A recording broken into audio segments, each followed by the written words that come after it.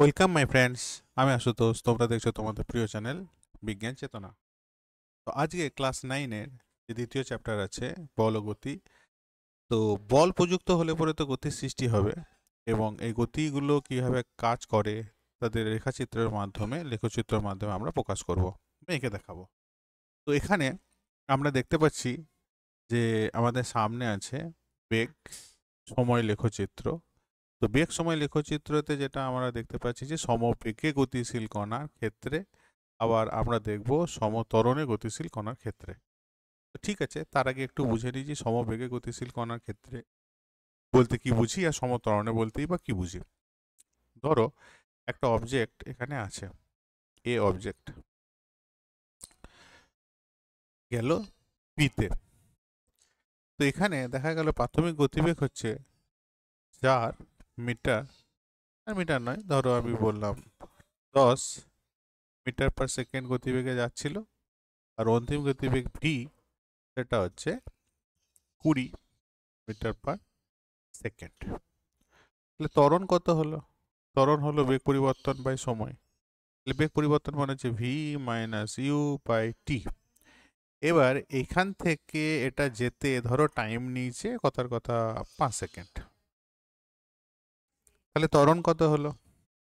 ত্বরণ হচ্ছে গিয়ে 20 - 10/5, মানে হচ্ছে 10/5।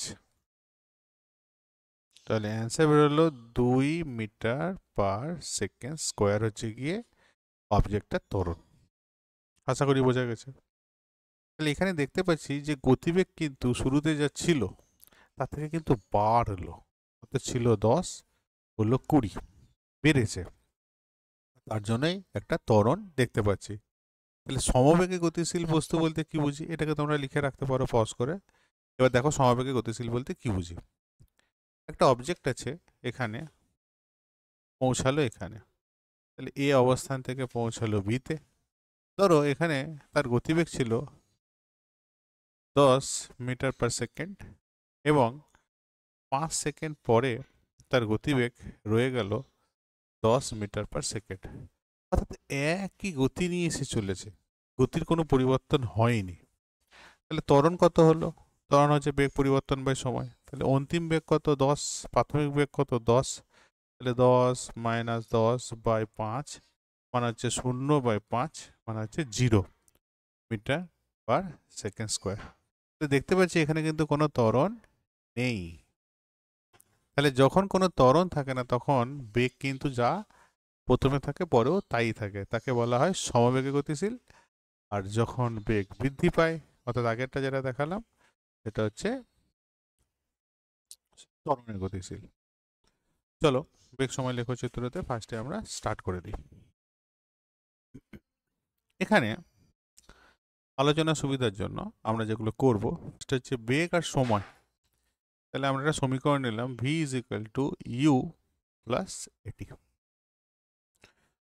ভি হচ্ছে অন্তিম গতিবেগ, ইউ হচ্ছে প্রাথমিক গতিবেগ, এ হচ্ছে ত্বরণ, টি হচ্ছে সময়।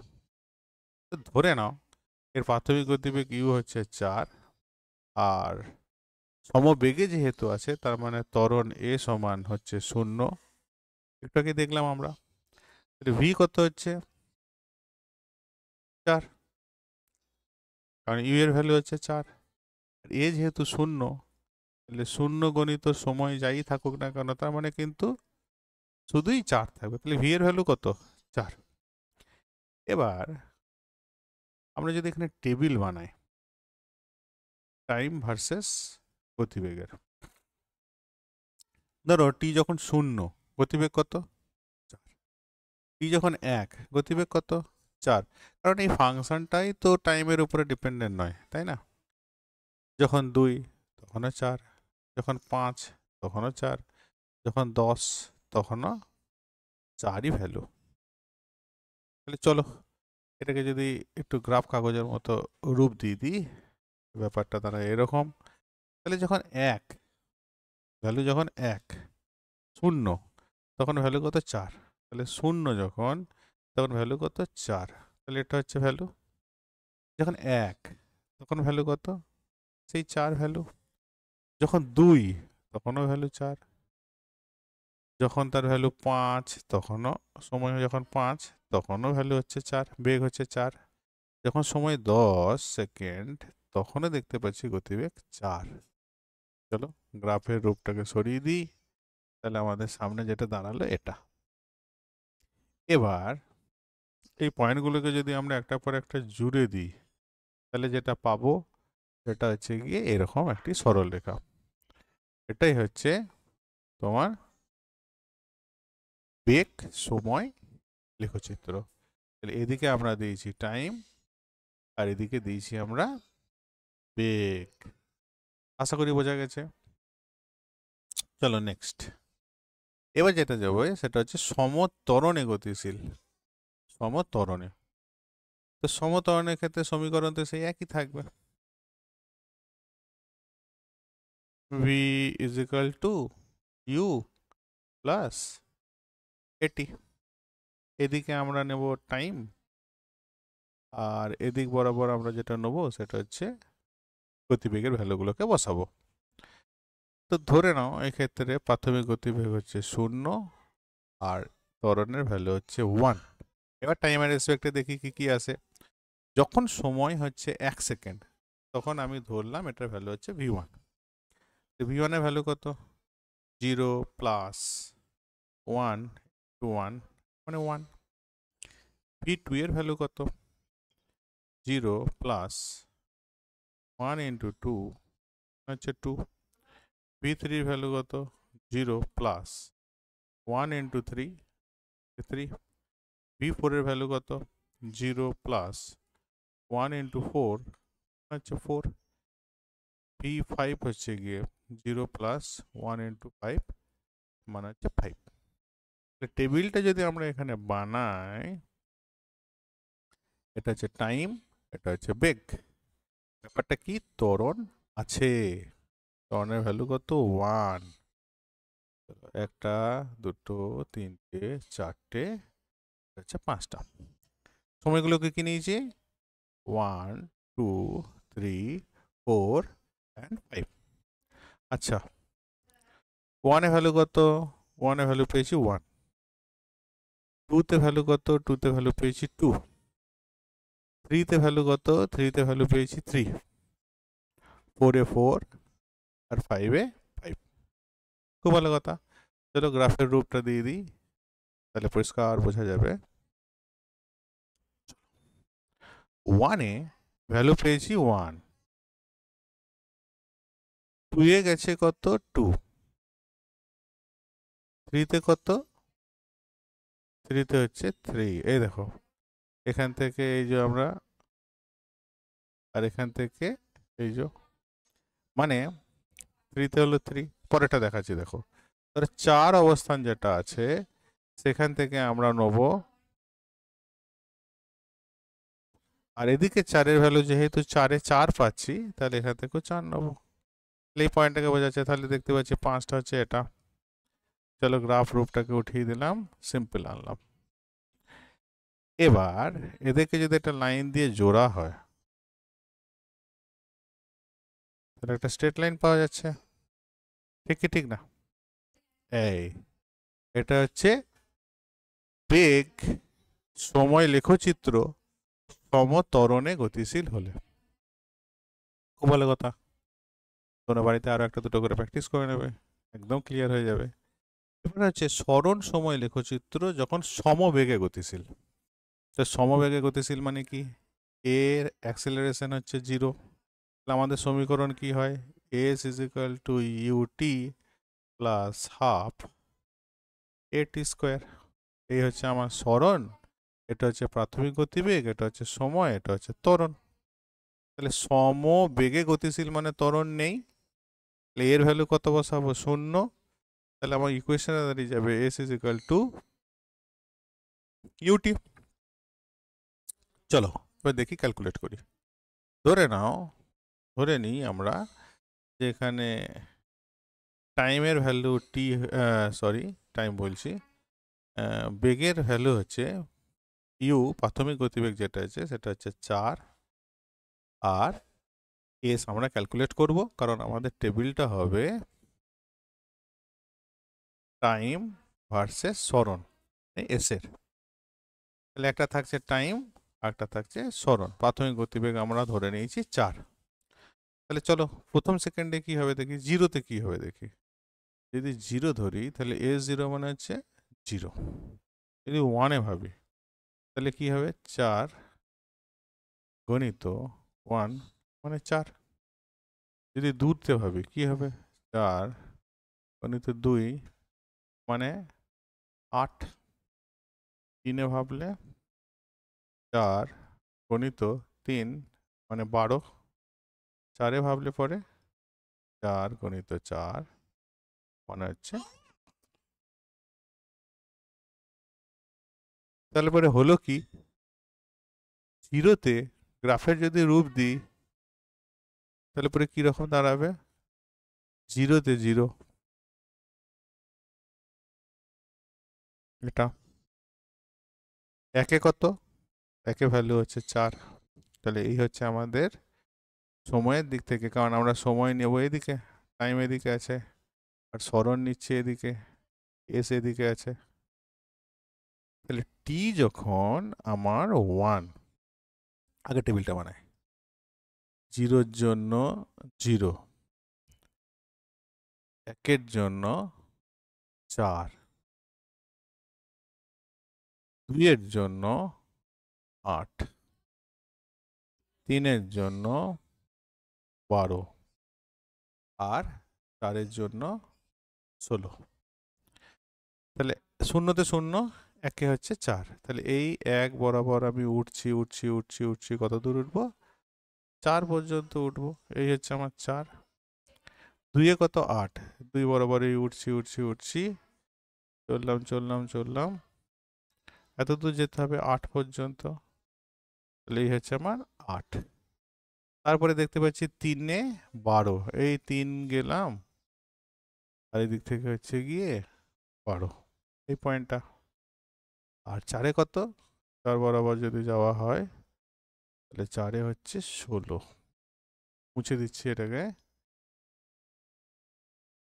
তাহলে 4-এ দেখতে পেয়েছি 16, এই আমাদের 16।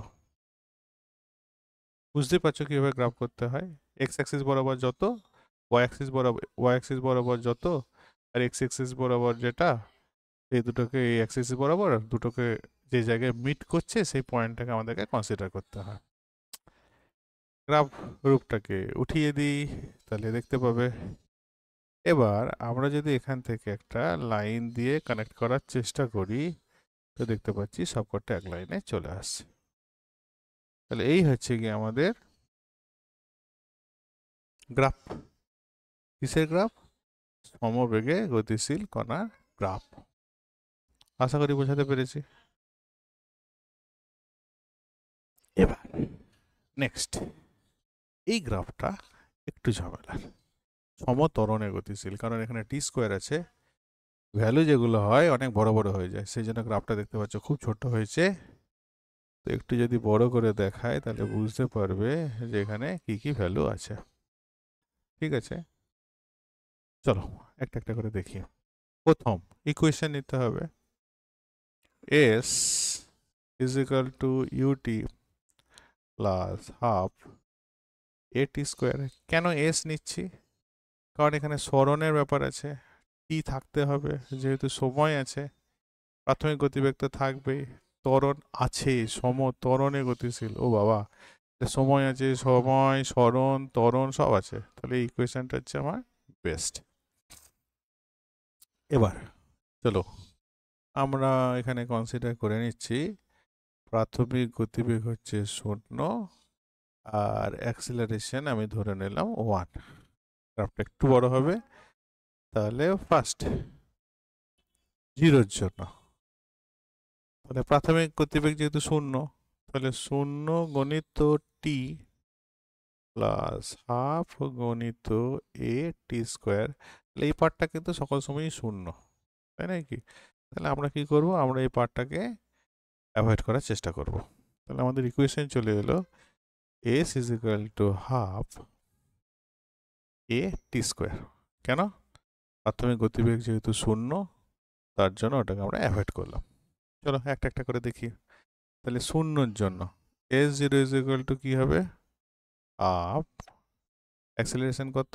1 ইন্টু 0² মানে কত হলো? 0।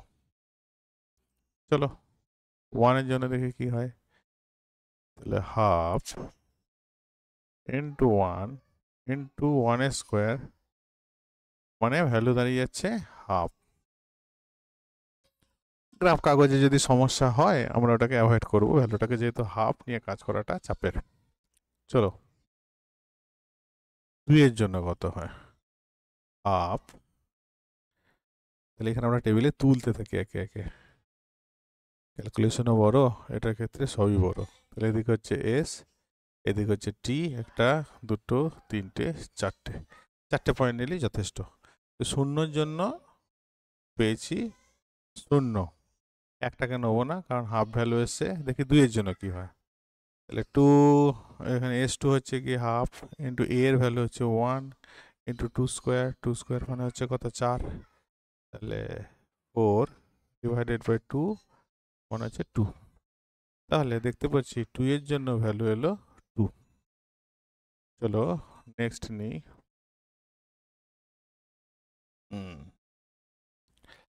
এবার দেখি 3 নেবো না, 4 নেবো। তাহলে S4 মানে টাইম যখন 4, তাহলে হাফ ইন্টু 1 ইন্টু 4² মানে হচ্ছে 16। 16কে ভাগ করলে পরে কত হবে? 8। তাহলে 4-এর জন্য ভ্যালু কত পেলাম? 8। চলো নেক্সট ক্যালকুলেশন দেখি। S4 আচ্ছা রে, চলো S4 নয় S6, তার তো নিয়েছি 6। তাহলে হাফ ইন্টু 1 ইন্টু 6², তাহলে হাফ ইন্টু 1 6 6 36, তাহলে 18 দুগুণে 36। দেখতে পাচ্ছ কতটা বড় ভ্যালু চলে আসছে। তাহলে 6-এর জন্য ভ্যালু হলো কত? 18। তাহলে 1 2 3 4, চারটে পয়েন্ট নিয়ে নিয়েছি। চেষ্টা করি এটার উপরেই কাজ করার। আচ্ছা দেখি গ্রাফের মতো করে নিয়ে নিই, তাহলে আমাদের অনেক সুবিধা হতে পারে। গ্রাফের মতো আসলে শর্ট করে নিয়েছি তো, গ্রাফের মতো আর হবে না।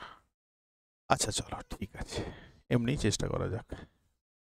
0-তে কত? 0-তে হচ্ছে 0 হলো। তারপরে 2-এ কত?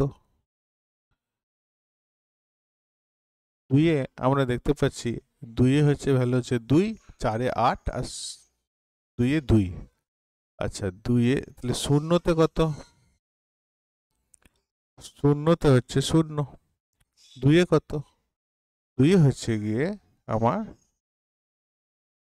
2-এ কত দেখলাম? 2-এ দেখলাম 2। 2-এ এই চললাম 2 উঠছি কত দূর উঠবো?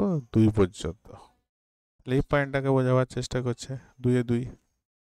তারপর 4-এ 8 6-এ 18, 4-এ 8, 4-এ 8, তাহলে 1 2 3 4, এই যে 4-এ 8 উঠবো এরকম করে। কত দূর উঠবো? 1 2 3 4 5 6 7 8 মানে এই এত দূর উঠবো। তাহলে 4-এ 8 এই উঠলো, এই পয়েন্টটাকে বোঝাচ্ছে। আচ্ছা 0-এ 0 পেলাম, 2-এ 4 পেলাম, 4-এ 8 পেলাম, আর 6-এ পাচ্ছি 18। তাহলে 6 দেখি 1 2 3 4 5 6, এটা হচ্ছে 6, আর এদিকে পাচ্ছি তোমার 18। তাহলে হচ্ছে গিয়ে এটা হচ্ছে 8 9 10 11 12 13 14 15 16 17 18। তাহলে এই পয়েন্টটা খুব চাপ আঁকা। আগেই বলেছি এই ছবিটা আঁকাটা একটু কঠিন, কারণ গ্রাফটা অনেক বড় হয়ে যায়। হ্যাঁ, আমরা যদি ডাইরেক্ট টেবিল থেকে করি তাহলে পুরো সহজ হবে, কিন্তু আমি চাইছি কি তোমরা আঁকাটাও শেখো যে কী করে আঁকতে হয়, কারণ মুখস্থ করে করে তো বেশি দিন তো হবে না। সেই জন্য আমি চাইছি যে একটুখানি তোমরাও নিজেরাও যাতে শিখতে পারো। তাহলে এখানে যদি নিই তাহলে পয়েন্টটা এরকম আসবে, তাহলে এই পয়েন্টটা নয় কি? তাহলে দেখতেই পাচ্ছ যে যদি ফার্স্টে আমরা যদি স্ট্রেট লাইন দিয়ে আঁকার চেষ্টা করি, দেখো একটা স্ট্রেট লাইনে কোনো মতেই ফেলানো যাচ্ছে না। এটাকে নিলে ও বেরিয়ে চলে যাচ্ছে, এটাকে নিলে এটা বেরিয়ে চলে যাচ্ছে, সম্ভব নয়। তাহলে এটা স্ট্রেট লাইন মোট কথা নয়। তাহলে এটা কি রকম লাইন হবে? এটাকে জোড়ার চেষ্টা করি।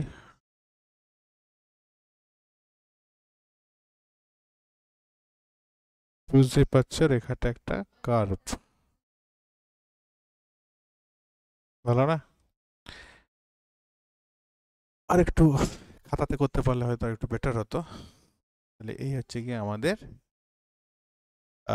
সরণ সময় লেখচিত্র যখন কিনা ত্বরণ থাকছে। সরণ ভার্সেস সময় লেখচিত্র যখন অ্যাক্সেলারেশন আছে। আশা করি এই যে কনসেপ্ট পেলে গ্রাফ আঁকার যে কনসেপ্ট, এই গ্রাফ আঁকার কনসেপ্ট থেকে পরবর্তীকালে তোমাদের যদি নতুন কোনো গ্রাফ আঁকতে হয় সেটাও তোমরা এঁকে ফেলতে পারবে। আমি একটা পেজে তোমাদেরকে দেখাচ্ছি যে কীভাবে গ্রাফ করবে, একটা সিম্পল গ্রাফ কীভাবে করতে হবে। ধরো এরকম আছে, এই ধরো তোমাদের গ্রাফ আছে, এই গ্রাফ কাগজে ফেলালাম। ধরো গ্রাফ কাগজই নেই, তোমার কাছে প্লেন কাগজ আছে, তাহলে কি করবে? ধরো দেখা গেল আমার কথা বলছি, একটা তোমাদের কাছে যে ভ্যালু আছে টেবিলে ওয়ানে, টাইমের রেসপেক্টে ধরো ভি আছে, তাহলে ওয়ানের জন্য আছে ধরো 2, তারপর ধরো 2-এর জন্য আছে হচ্ছে গিয়ে 4, তারপরে ধরো 4-এর জন্য আছে হয়তো দেখা গেল 8, এরকম যদি হয় আর কি, সেই পাকাটারা যেমনই হোক না কেন। তাহলে 1-এর জন্য কত? তাহলে 1 হচ্ছে এইটা, ভ্যালু কত পাচ্ছি 2, তাহলে আমি কি করব? সিম্পল, 2 থেকে এদিকে টানবো আর 1 থেকে এদিকে ওঠাবো। বুঝতে পেরেছো? এই যে পয়েন্টটা পাবো সেটাকে আমি পয়েন্ট হিসাবে ধরবো। আবার 2-এর জন্য কত পাচ্ছি? ভ্যালু 4, এই 2-এর জন্য যাবো এরকম, কত দূর যাব? 4 পর্যন্ত যাব। তাহলে এই হচ্ছে আমাদের 2 আর 4-এর পয়েন্টটা, এটা হচ্ছে 2, 4। আর 4 থেকে কত যাব? 4 থেকে হচ্ছে 8, এই দেখো 4 থেকে যাচ্ছি, কত দূর যাবো? এটা 6 যদি হয় তারপরে এটা 7 থাকবে, এখানে 8 থাকবে, তাই নয় কি? এই ধরো এটা হচ্ছে আমাদের 8। এদিকে এবার জোড়ার চেষ্টা করব, ঠিক না? যদি একটা রেখার মধ্যে পড়ে তো ভালো কথা, জুড়ে দেবো। এই আমাদের গ্রাফ, তাহলে এই হচ্ছে আমাদের গ্রাফ। আশা করি বোঝাতে পেরেছি। এইভাবে আমাদেরকে গ্রাফ আঁকতে হবে, তাহলে খুব একটা কঠিন কিছু নয়। তো এই ছিল আমাদের কনসেপ্ট। আমি প্রত্যেকটাকে ভেঙে ইকুয়েশন থেকে দেখালাম, কোনো টেবিল থেকে নয়। টেবিলও কী করে তৈরি করতে হয় সেটাও দেখালাম, গ্রাফ কী করে আঁকতে হবে সেটাও দেখালাম। যদি কঠিন লাগে ভিডিওটাকে একবার দুবার দেখে নাও, আশা করা যায় কনসেপ্ট ক্লিয়ার হয়ে যাবে। তো ওকে, থ্যাংক ইউ।